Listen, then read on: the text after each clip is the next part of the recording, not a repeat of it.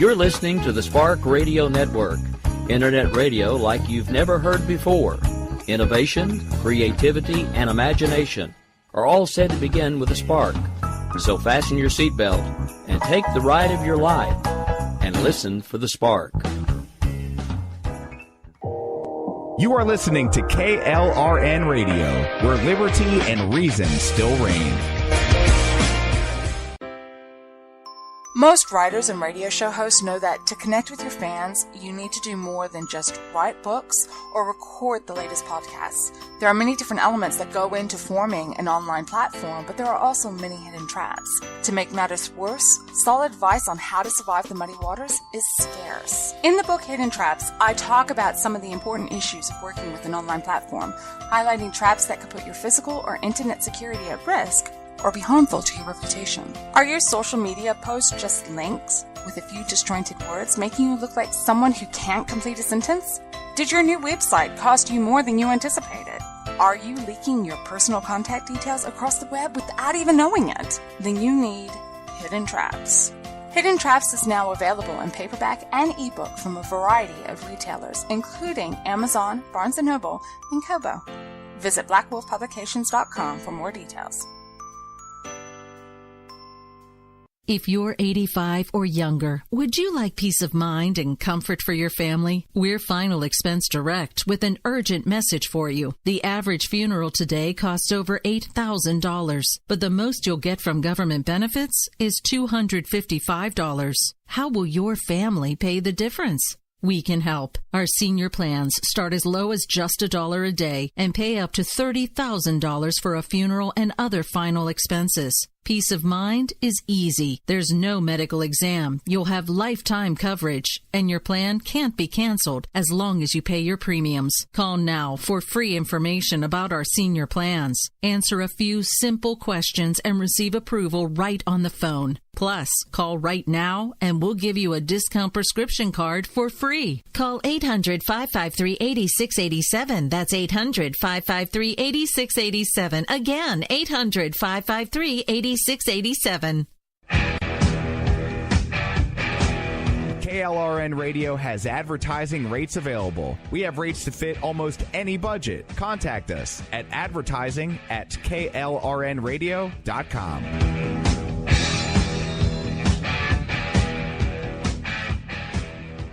Attention business owners and independent contractors. This is a money-saving message from Tax Mediation Services. If your business owes $20,000 or more in taxes, we can help you today, right now. Listen, dealing with the IRS is no picnic. It's an intimidating and extremely stressful process, and you don't want to go it alone. Our attorneys know every law, every tax break, and every possible opportunity to help you resolve and reduce your tax debt. And if you owe more than $20,000, you may be at the top of their hit list. So don't take your tax debt lightly, because it will not go away on its own. The IRS can seize your bank accounts, your home, and even shut down your business. Call our tax experts today at 1-800-783-0810 and let us deal with the IRS while you focus on your business. That's 1-800-783-0810. Again, that's 800-783-0810. My son was in the Army back during Desert Storm, but even then he wanted an MBA. He looked at a dozen schools, but only one offered the online education and flexibility he needed while he was in a tent in Iraq. Grantham University. Turns out that Grantham's been delivering affordable, relevant college and advanced degrees for over 65 years. Heck, if they can deliver a quality education to a soldier in a tent overseas, think about the flexibility Grantham can offer you so you can earn your degree too. It doesn't matter how complicated or full your life is. If getting a degree is on your bucket list, you'll want to do what my son did. You'll want to call Grantham. Find out how easy it is to get started on your education so you can check that college degree off your bucket list. Call Grantham right now, 800-910-1370. That's 800-910-1370. Flexible, affordable, relevant. Call 800-910-1370. Sometimes writers feel lost, unsure why a passage may not be working. It takes another set of eyes to help us nurture our writing into full maturity. At Black Wolf Editorial Services, we strive to enable writers to develop and grow, offering manuscript critiques and line edits through a mentoring editorial style. We also offer assistance on generating a writer's bio for your websites. Black Wolf Editorial Services, nurturing your writing into maturity. For a full list of services, visit blackwolfeditorial.com. You're listening to the Spark Radio Network, Internet radio like you've never heard before. Innovation, creativity, and imagination are all said to begin with a spark. So fasten your seatbelt and take the ride of your life and listen for the spark. You are listening to KLRN Radio, where liberty and reason still reign.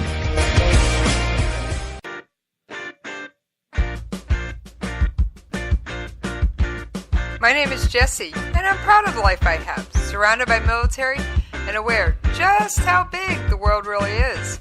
I have a unique perspective on life and the world around us. If you're willing to listen, I'll tell you how I see it, and I won't pull any punches. This is my POV, which stands for Point of View.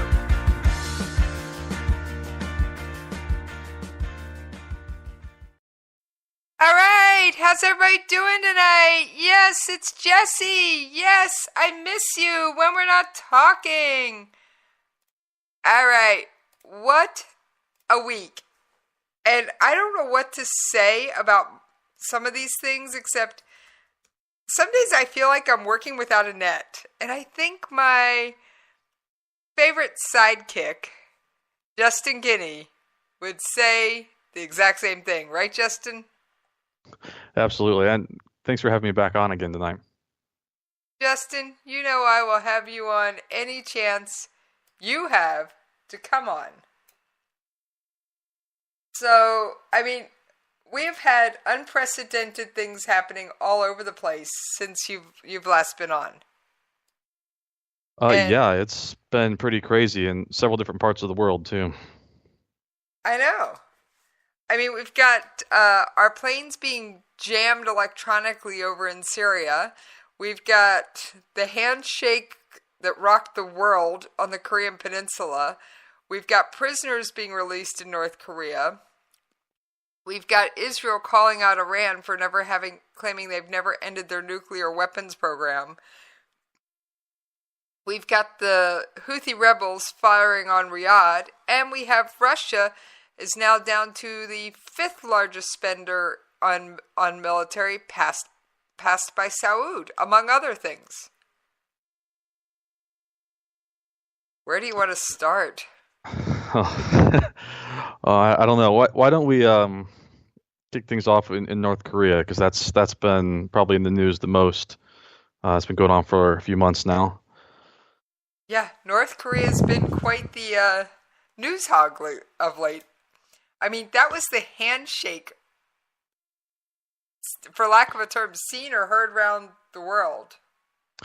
Yeah, that was pretty wild. I mean, obviously, from like historical reasons, it's big. It's the first time a North Korean leader has ever stepped foot in South Korea, and they kind of did their little handshake and dance across the border, both going on each side. I know, and that was unscripted. It certainly looked like it. No, I wondered it was. If it was unscripted. I caught an article on Yonhap from the one of the protocol people. It looked like part of it was scripted, and then it went off script. You could tell there was some hesitation, but it was kind of a cool little thing to see. Again, for pure historical reasons, if nothing else. I know. And then that's obviously kind of led to a few other things too. Those talks between the two of them are historic as well. They're apparently now changing the clocks back. For those of you who don't know, North Korea is 30 minutes off of South Korea. It's an old issue, but they're now apparently going to change the clocks back to sync up, which is a small thing, but it's symbolic of a larger issue. And they're doing that as of May 5th. And I mean, for example, currently it's 10 after 10 in the morning in Seoul. It's 9:40 in Pyongyang. Yeah, exactly. It's it's always been a little odd there, because That's an understatement, but we'll let it go at that tonight. yes, but yeah, I mean it's interesting because this is certainly a big symbolic act. I guess I say a small symbolic act that has potentially larger ramifications, because it carries this idea of unity, one step further. I know. And there's also talk of a unified table tennis team for the Asian Games.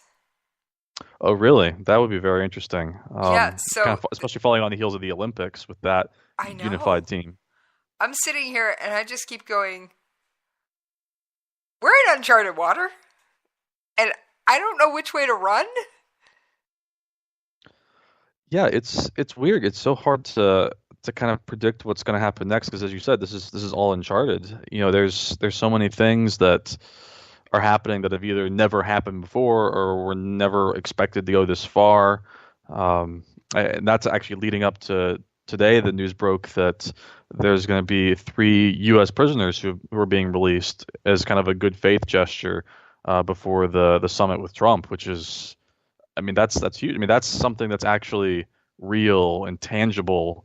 It's like a real tangible proof of success that something is happening there. I mean, you Right. can talk about meetings all you want and talk about all this stuff, but this is like the first really big, like tangible step forward. I mean, meetings are great, but not a whole lot happens necessarily in meetings. There's been meetings before, but this is as I said, uncharted. I mean, and it's just one of those absolutely insane things. And some days some days I'm kind of like, oh my gosh, we've got a cowboy in the White House. And other days I'm sitting here going, it worked. And I just keep going back and forth between, huh? And what's next? And I was watching the whole thing live on a news feed. And I'm sitting here, and of course, my husband is stationed on the peninsula right now. Yes, I did. I knew that. Yeah.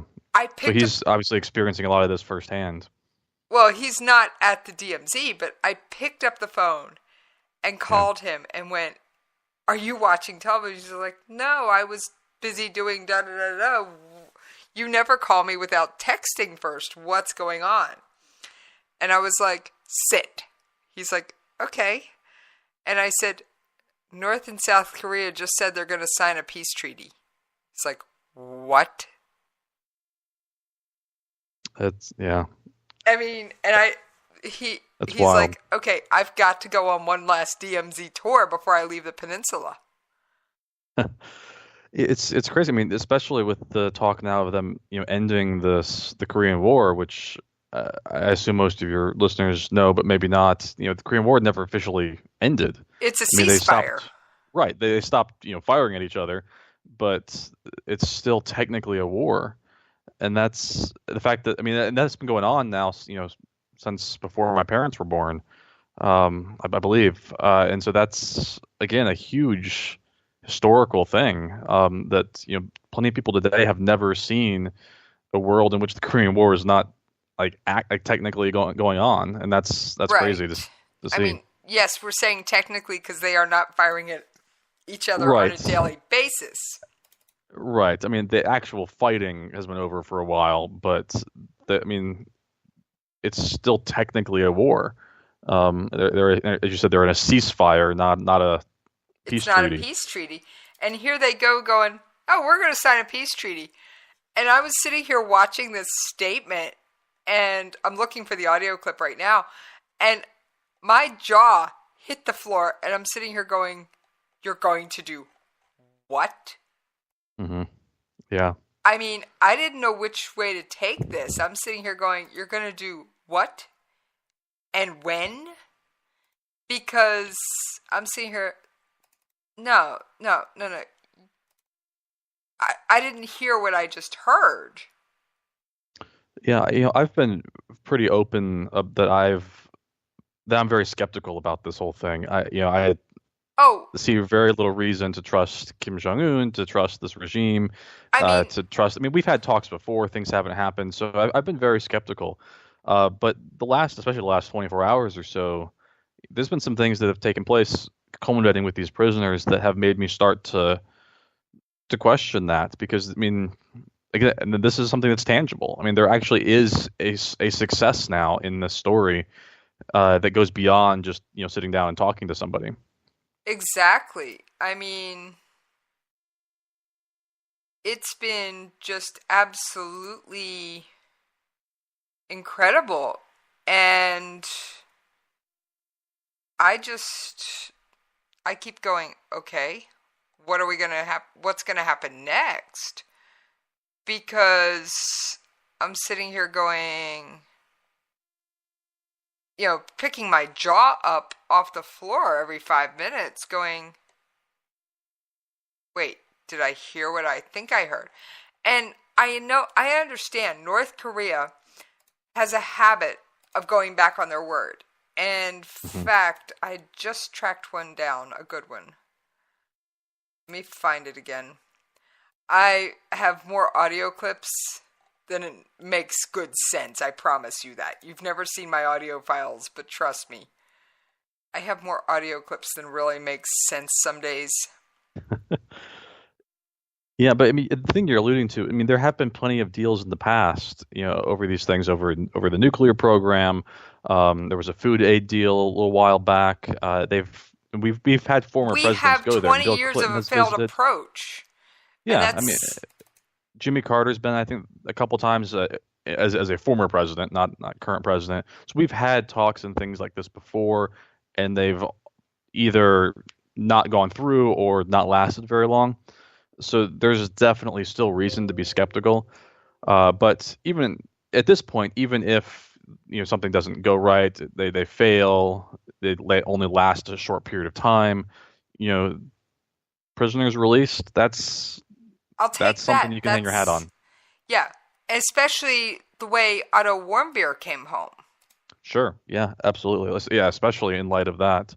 I mean, that young man had a death sentence passed upon him. Have you heard much about the prisoner's condition? I heard they were transferred to Pyongyang. I've heard they were transferred to a hotel. Now, there's only one hotel that they put foreigners in Pyongyang, and it's literally on a little island in the middle of the river. Okay. And I'm willing to bet that's where they are. That would make sense. I'm just curious to know, what their condition is. If they're I heard they're Otto Warmbier condition, or if they are being educated, and which means participating in North Korean tourism, which means right, being drug all over the place, and yeah, it's one of those. But when North Korea has made statements, some of the statements they made, and I'm saying that, they've got more gift packages for us. I mean, here's one of my favorite statements, and I will say it's a little hard to understand because it is a North Korean trying to speak English. Sure. But we're going to give it a shot. Go for it. The international community is getting... Oh, wrong clip. It just said North Korea sanctions. I thought that was them. That was a press secretary. Here we go. Let's try this one. But they blame us for everything. As you know, the U.S. South Korean forces kick off the joint military maneuvers aimed at the preemptive nuclear strike against the DPRK, the only to push the situation to the brink of the nuclear war.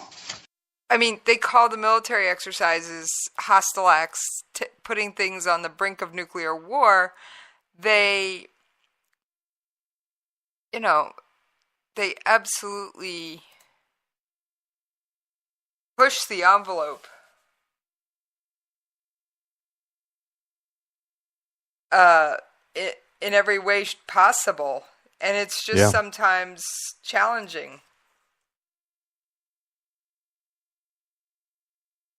Yeah, I absolutely agree. Yeah, it really is. Now, I do have the audio clip of Fred Warmbier about what his condition his son was in the first time when he saw him, if we want to remind listeners of what they can do to people.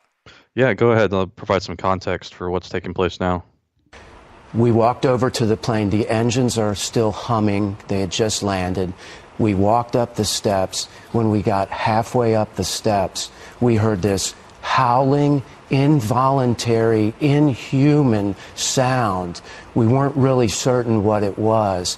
We climbed to the top of the steps and we looked in, and Otto was on the stretcher across in the plane, and he was jerking violently, making these inhuman sounds. Cindy and Greta ran off the plane. Austin and I walked over to Otto.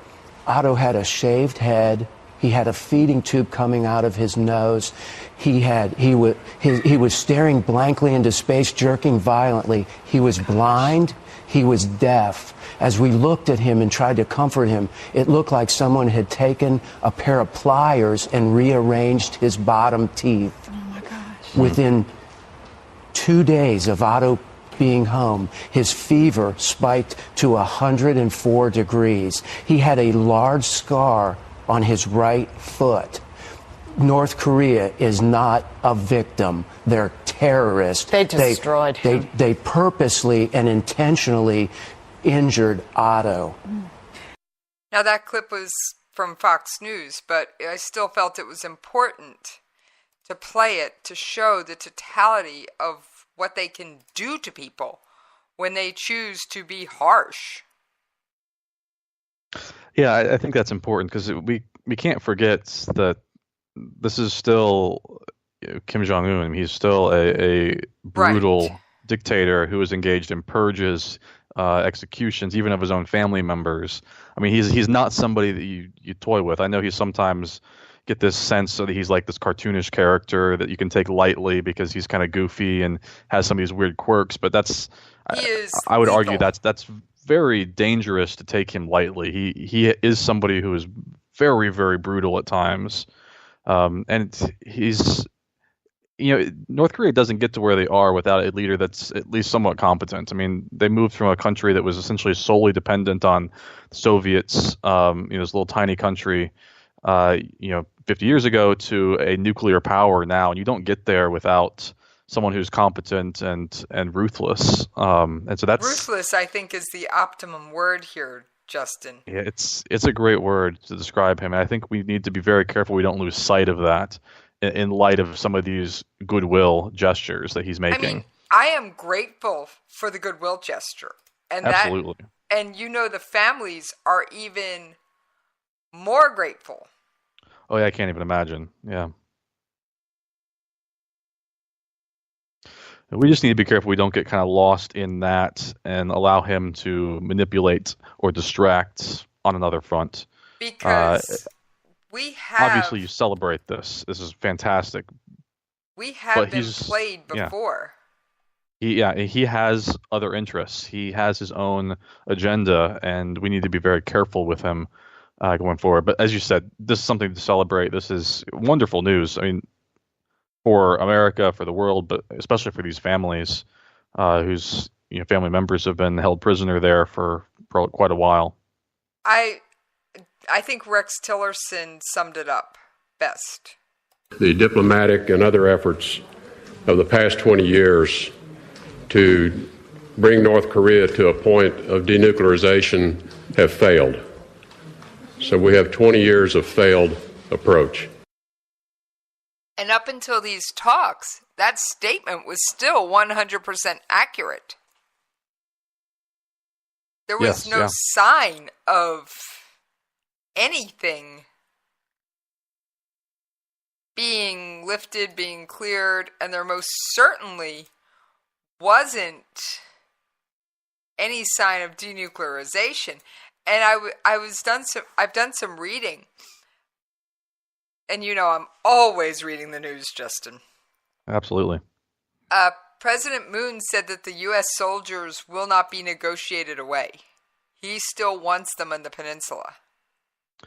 Yeah, that's actually a really big deal because I imagine that's Kim Jong-un's long-term goal with this. Oh, that yes. he can He wants to get generate us enough off the goodwill to peninsula. get the U.S. off the peninsula. And then see what havoc he can wreak. Yeah, I mean that's got to be one of his long-term, or his strongest interests. But it's good to hear that President Moon is still supportive of the U.S. troops being there. He is, and that's a good sign. It is, absolutely. It kind of helps solidify a little bit the U.S.-South Korean relationship.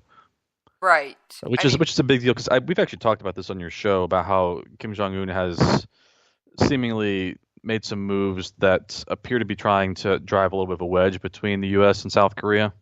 Oh, yeah. Trying to break that relationship. So it's very encouraging to hear that relationship is still strong, and he still wants our troops there. I hope that continues. He definitely still wants our troops there. And I mean, as happy as I am to see those two men shake hands and have that conversation, and boy, they sat for 30 minutes, give or take, on the bridge of no return. Talk about a backdrop. And it's a great name for a bridge, too. Well, it was the bridge that the prisoners after the ceasefire was declared, were put on, and they could walk to either side, but they could never go back to the other side. So it's like, make your choice, make it now. Whatever it is, it's permanent. Yeah, it's a wild story. And it's been one of those, okay. And so they sat there on the bridge of no return, talking with no advisors, no microphones, over a cup of tea that I don't think anybody pot of tea that I don't think anybody actually touched, but I think that's a horse of another color. But it was just absolutely, I would have loved to have been the fly that could have gotten close to hear this conversation, because they talked. And you could see some occasional smirks and smiles. I don't know if this was trying to build a better relationship. I don't know what the end goal was there. But whatever it was historic. It was absolutely amazing. And yeah, I'd love to know what exactly was said. Read it. I mean, obviously they were speaking Korean, so I wouldn't be able to understand. But I'd love to see a transcript or something. Nobody, but fascinating. the two of them, no. Yeah. There was no advisor. The media was only allowed to shoot from a distance. Yeah, no microphones, nothing. Nothing. They were sitting outside in the sun, enjoying the day, having this conversation. All right. Anything else you want to add on North Korea? No, I think we hit all the big things from them, at least in the last few days. I'm sure there'll be something more tomorrow at the rate things are going, but... did you hear about the hotline that they're putting in between the two leaders' offices? No, I did not hear about that. Okay, there's going to be a hotline installed between the North Korean Kim Jong-un's office and the president of South Korea's office. And I'm right now it's President Moon, but that's subject to change. Sure. I mean, yeah, because that's now Kim did elections. ask Moon if he'd answer any time, and Moon played it smart. He said, "You'll have to make an appointment so I know when to be there." Hmm. In other words, they are setting up something, though, that the two leaders can actually pick up the phone and talk to each other. Yeah, that's something else. I mean, we've mentioned the word historic several times. That's crazy. I mean, And family visits are supposed to start as soon as August. Yeah, that's something else that I think a lot of people don't talk about, but is really important for the people there on the ground. When the countries were divided, frequently you have family members stuck on one side or the other, and they never see each other. And it goes years between family visits. So to get those restarted is huge, because there's no travel between the countries otherwise. So you never get a chance to see, your immediate family members sometimes. And so that's something that doesn't affect us here, but it's something that's really important for the people there on the ground. And those people that were immediately affected are older. They're getting very much up there in years. And here's a translator with Kim Jong-un's words, and it was pretty incredible. We hope to open a new era of peace, and we have reaffirmed our commitment to such peace. And all of the declarations and agreements will be implemented for the two Koreas. President Moon and I today at the talks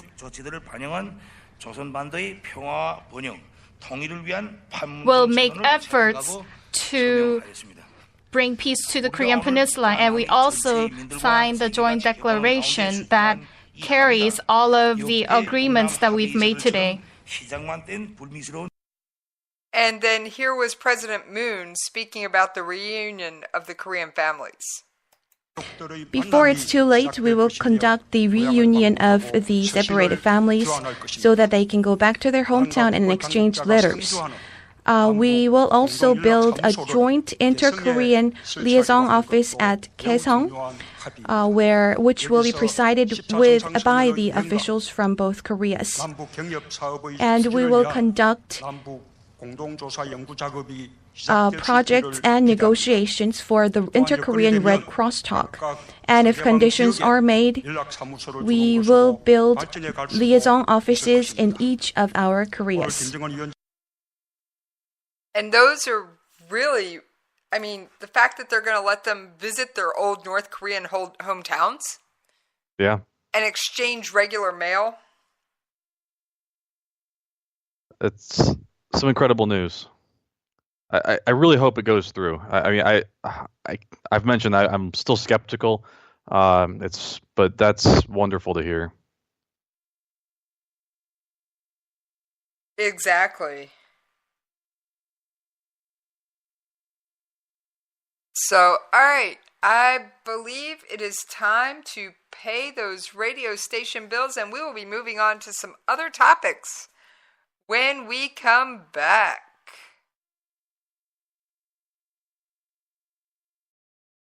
Everything is changing. Superman falls. Everything is breaking apart now. There's one to save us all. Superman falls.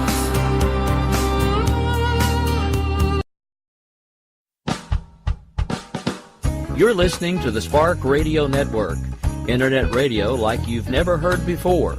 Innovation, creativity, and imagination are all said to begin with a spark. So fasten your seatbelt and take the ride of your life and listen for the spark. You are listening to KLRN Radio, where liberty and reason still reign. Most writers and radio show hosts know that to connect with your fans, you need to do more than just write books or record the latest podcasts. There are many different elements that go into forming an online platform, but there are also many hidden traps. To make matters worse, solid advice on how to survive the muddy waters is scarce. In the book Hidden Traps, I talk about some of the important issues of working with an online platform, highlighting traps that could put your physical or internet security at risk or be harmful to your reputation. Are your social media posts just links with a few disjointed words, making you look like someone who can't complete a sentence? Did your new website cost you more than you anticipated? Are you leaking your personal contact details across the web without even knowing it? Then you need Hidden Traps. Hidden Traps is now available in paperback and ebook from a variety of retailers, including Amazon, Barnes & Noble, and Kobo. Visit blackwolfpublications.com for more details. If you're 85 or younger, would you like peace of mind and comfort for your family? We're Final Expense Direct with an urgent message for you. The average funeral today costs over $8,000, but the most you'll get from government benefits is $255. How will your family pay the difference? We can help. Our senior plans start as low as just $1 a day and pay up to $30,000 for a funeral and other final expenses. Peace of mind is easy. There's no medical exam. You'll have lifetime coverage, and your plan can't be canceled as long as you pay your premiums. Call now for free information about our senior plans. Answer a few simple questions and receive approval right on the phone. Plus, call right now and we'll give you a discount prescription card for free. Call 800-553-8687. That's 800-553-8687. Again, 800-553-8687. KLRN Radio has advertising rates available. We have rates to fit almost any budget. Contact us at advertising@klrnradio.com.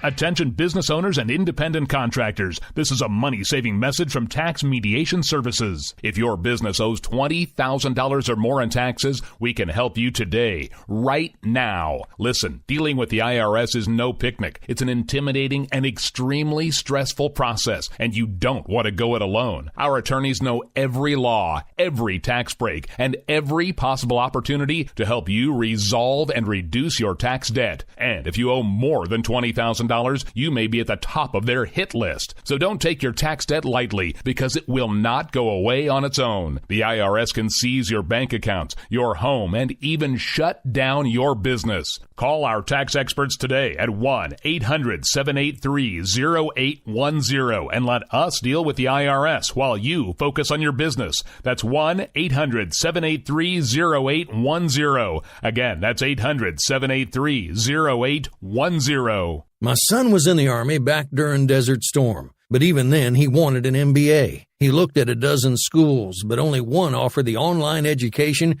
and flexibility he needed while he was in a tent in Iraq. Grantham University. Turns out that Grantham's been delivering affordable, relevant college and advanced degrees for over 65 years. Heck, if they can deliver a quality education to a soldier in a tent overseas, think about the flexibility Grantham can offer you so you can earn your degree too. It doesn't matter how complicated or full your life is. If getting a degree is on your bucket list, you'll want to do what my son did. You'll want to call Grantham. Find out how easy it is to get started on your education so you can check that college degree off your bucket list. Call Grantham right now. 800-910-1370. That's 800-910-1370. Flexible, affordable, relevant. Call 800-910-1370. Sometimes riders feel lost, unsure why a passage may not be working. It takes another set of eyes to help us nurture our writing into full maturity. At Black Wolf Editorial Services, we strive to enable writers to develop and grow, offering manuscript critiques and line edits through a mentoring editorial style. We also offer assistance on generating a writer's bio for your websites. Black Wolf Editorial Services, nurturing your writing into maturity. For a full list of services, visit blackwolfeditorial.com. Everything is changing. Little Superman falls. Everything is breaking apart now. There's one to save us all. Superman falls. All right, thank y'all for hanging in there with us while we paid those radio station bills. And yes, Justin and I were sitting here going, there's nothing as big as North Korea to talk about second half of the show. But we just don't want to leave you guys hanging. So we are going to do a variety of topics. So now, Justin, you were saying something about a terrorist group in Spain called ETA? Yeah, so there's this group, you hear it called ETA. It's ETA. It's actually an acronym for it's the Basque language, which I am certainly not familiar with. but this is a group that has been in kind of northern Spain, in the kind of the corner right by where it touches like the southwestern corner of France. It's a separatist group that's been there since the 50s. Very kind of left-wing, revolutionary, socialist movement, but by and large, their goal has been independence for the Basque, the Greater Basque country, from both Spain and France. Technically, mostly they're in Spain, but there is a little bit in France too that they want. And so they've been fighting there for years. They've actually, I said they're considered a terrorist group because they are responsible for the deaths of over 800 people in the last 50 years. And they have, hundreds of members of their organization in prison in various countries. They're noted for a couple of things, though. One is that they are, their motto is I forget the Basque phrase for it, but it's keep up on both, which means that they fight both the armed struggle, the violent side, but they also engage on the politics side. And so they've had several like political parties that are associated with them where they try to like participate in governments in Spain. Both locally and federally. Frequently, they don't succeed. Spain has cracked down on that, but they do try to fight kind of on both the political side and the violent side. But the story is that as of, I believe it came out. Oh, the story I saw the story today. I don't know when the declaration was made, but they have officially decided to completely dissolve and disband. They haven't been a major player in a long time. I was going to say, I've read about them in historical documents, but I most certainly haven't heard of them doing anything in recent years. Yeah, I mean, they are most famous for some of the violence that took place in the 70s. They had a couple of car bombs. There was a bombing in '87 at like a supermarket in Spain, but they haven't done a whole lot recently. And actually, since 2010, I believe it was, they've actually been under an agreement, like a ceasefire, with the government. They had broken many ceasefires in the past, which is so people were kind of skeptical this one's going to hold. But it's held for going on 8 years now, and now they're officially saying that they're going to disband, give up their weapons. So it's been kind of a long time coming, and they haven't done much for at least the last decade, and probably not since the 90s, really. But it's a pretty big deal for both Spain and France because this is a group that they've struggled with for decades, especially in kind of the latter half of the 20th century. Well, that would be a good thing. Now, speaking of terrorist organizations, good old Daesh or ISIS, take your pick. One of the Daesh leader Abu Bakr al-Baghdadi's closest aides admitted in an Iraqi court he has not seen the jihadi chief since last summer. Which oh wow, yeah, would lend credence to the Russian claim that they killed him. Yeah, I'd forgotten about that. Russia did claim it was a few months back that they had succeeded in killing him. Although what I'm sitting here going was, did Russia spirit him away? But I don't see them actually keeping somebody like that alive, even Russia. Yeah, I'm not sure they have much interest in it. I'm more surprised that they attacked and tried to kill him at all. I mean, most of the reports are that they went there and their attacks have been mostly on the rebels and not on ISIS at all. They've mostly ignored them. That's what's more intriguing to me. What got me about it was that they attacked this one particular place because some of the ISIS fighters there had been attacking the Russian troops that were going to attack the rebels. Mm-hmm. So it was like, oh, well, you want to play? We'll play. Slam. So yeah, definitely. I mean, that's certainly interesting because if he is dead or incapacitated, that raises a lot of questions as to who his successor is because ISIS ideology, is they can only be led by a caliphate leader, the next imam, those type of things. So it'd be very curious to know who is next in line for them. Right, right. And speaking of terrorists trying to be next in line, Hamza bin Laden is making waves. He is reportedly trying to get out from under Daddy's shadow. And of course, I am referring to the 30-something-year-old son of none other than Osama bin Laden. Yeah, actually, he's still in his 20s. He's actually quite young. No, actually, it's believed to be he's in his early 30s. It's really? I thought he was 28 or 29. I'll have to look back into that. The reports I said say it was early 30s, like just turned 30. Oh, okay. That could be. Yeah. Because, of course, his wedding file was a video of his wedding was in the files that were picked up in the raid. Yeah, no, he's the one who was like badly injured shortly after we invaded Afghanistan, right? Back in like 2002 or 2003. He was injured, yeah, and everybody thought it was Sheikh Osama that was injured, or Osama bin Laden, but because of the last name, of course, they all went. Right. Now, he's also called on Saudis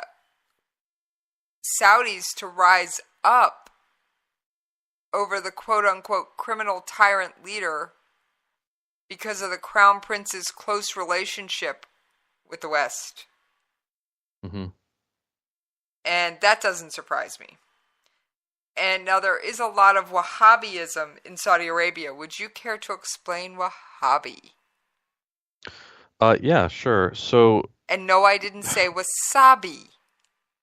Yeah, so Wahhabism is kind of a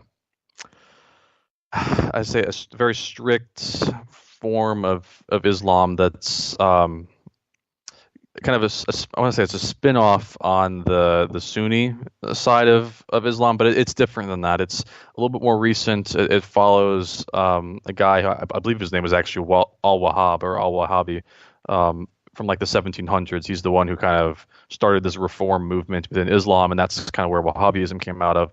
But it's noted for being much more fundamentalist, the kind of ultra puritanical, very strict form of Islam, but it's mostly noted because that's the religion of Saudi Arabia.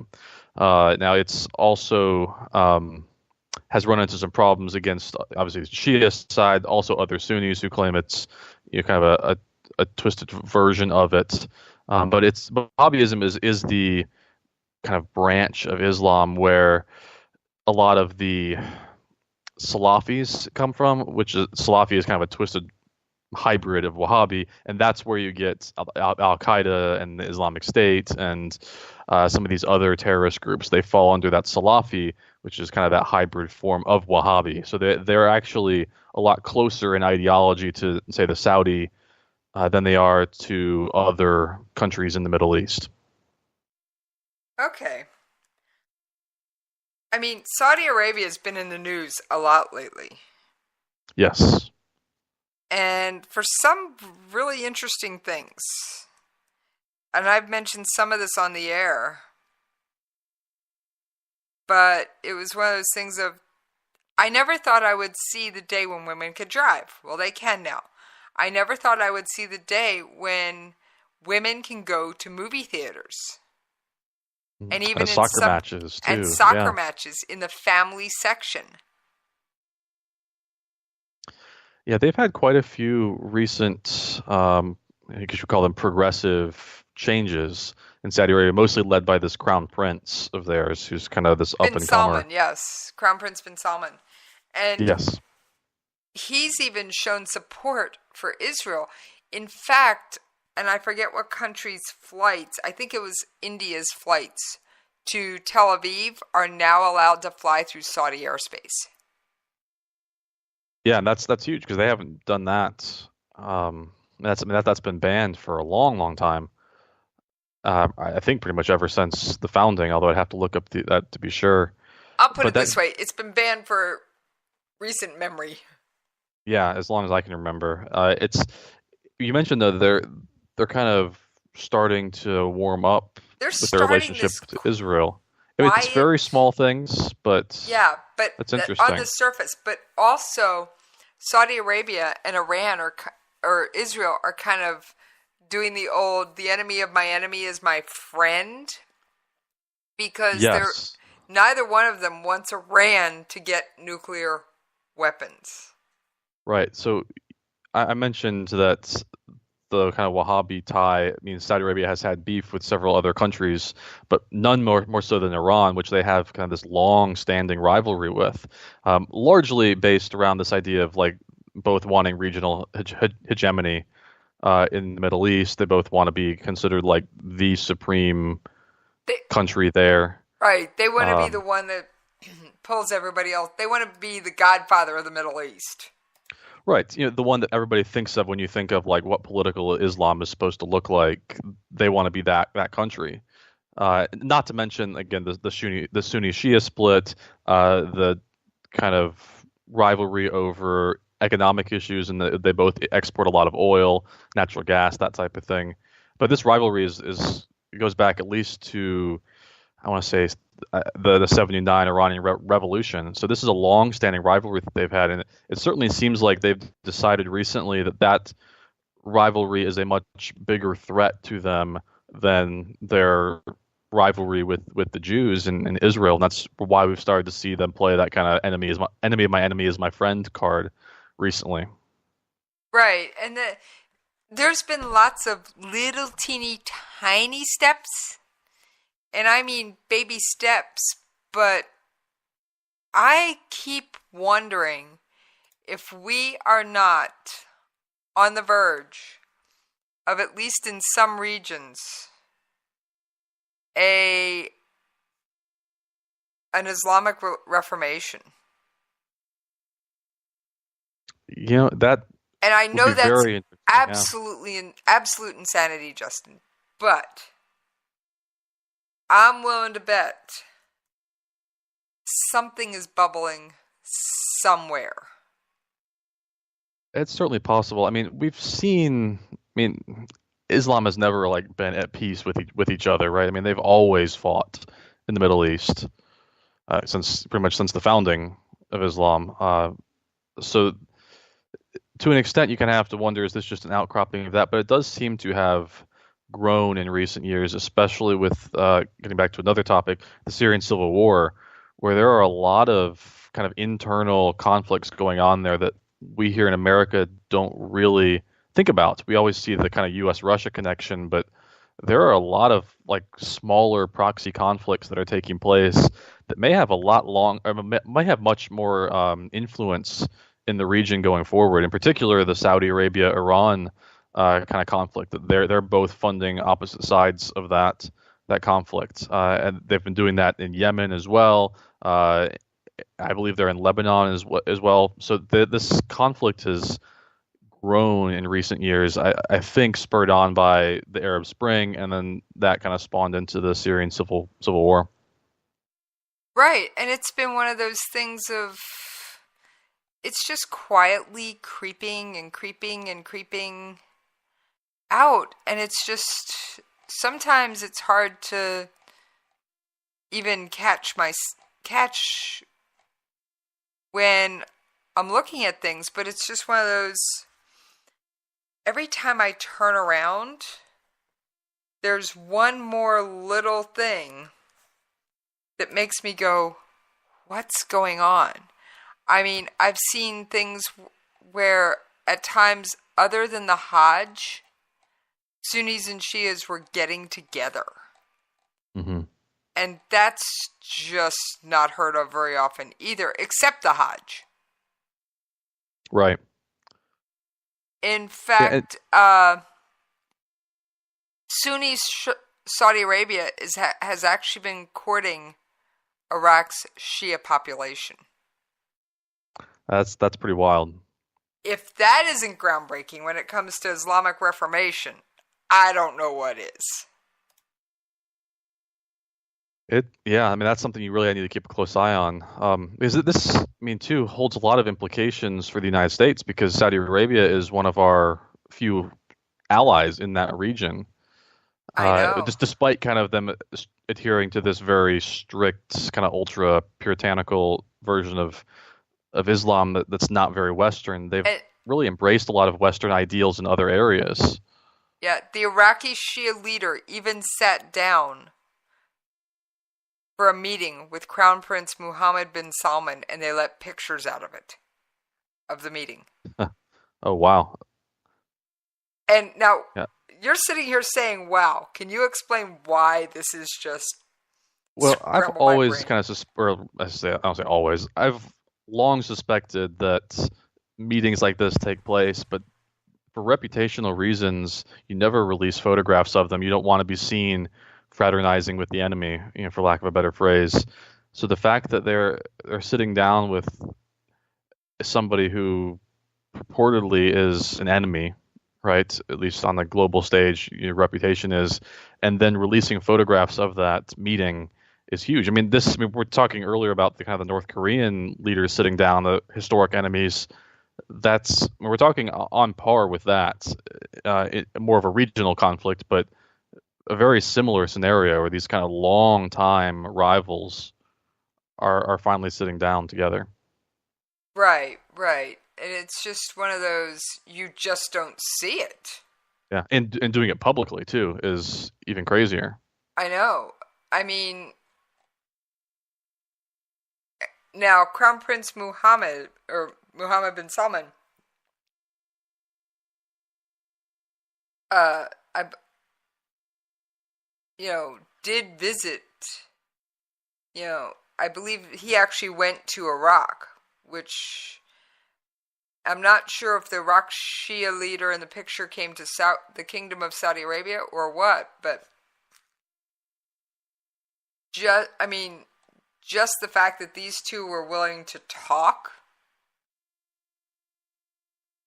Yeah, this Crown Prince bin Salman really seems to be spearheading a lot of different reforms in various areas. He said he's also making some enemies inside the kingdom.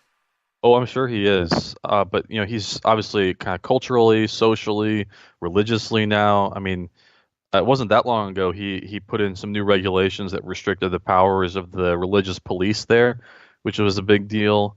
So he's had a lot of developments on kind of several different fronts. I'm sure he's generating enemies, but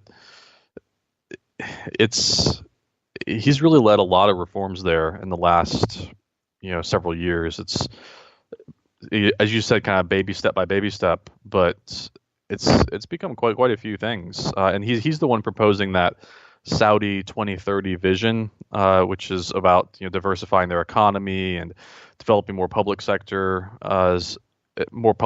in their economy as well.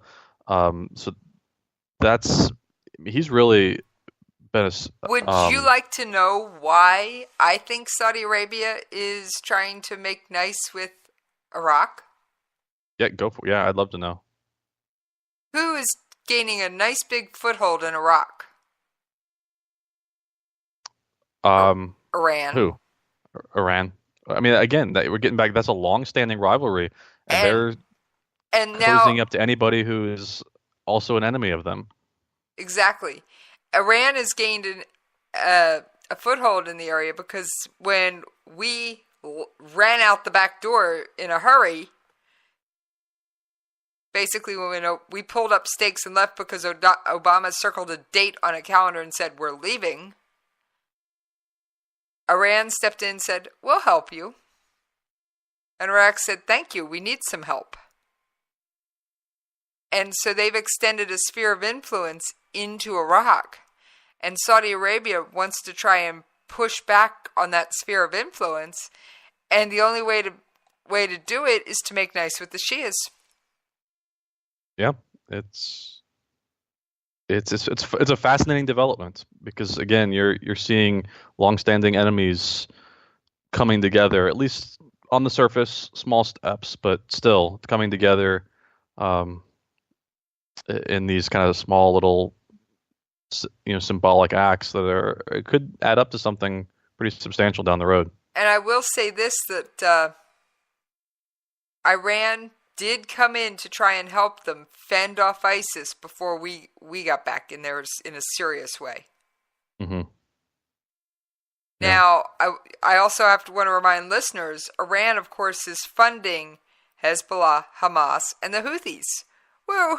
And Saudi Arabia has plenty of reason to dislike the Houthis because they are firing missiles at Riyadh, the capital of Saudi Arabia. From Yemen. From Yemen, yes. All right, Justin, guess what? It's like we're out of time. Yes, why don't you remind people where they can hang out with you when you're not on the air, hanging out with me? Absolutely, yeah. So I can be reached on 2 platforms. I'm on Twitter. You can find me there, Justin R_Kinney. That's Kinney. Feel free to reach out to me there. I'd be happy to connect. I also have an author page on Facebook. I write fiction novels. You can find me there, and my name is J. Robert Kinney. All right. Anybody wanting to track me down, you can find me on Twitter at Radio Host Jesse. And don't forget about my other show, Jesse's Coffee Shop, which airs every Friday night in this very same time slot at 9 o'clock. And Mondays, there's a replay at 8 o'clock. And you can always email me at the station at Jesse's POV at KLRNRadio.com. And I think, Justin, I'm going to say we're gone.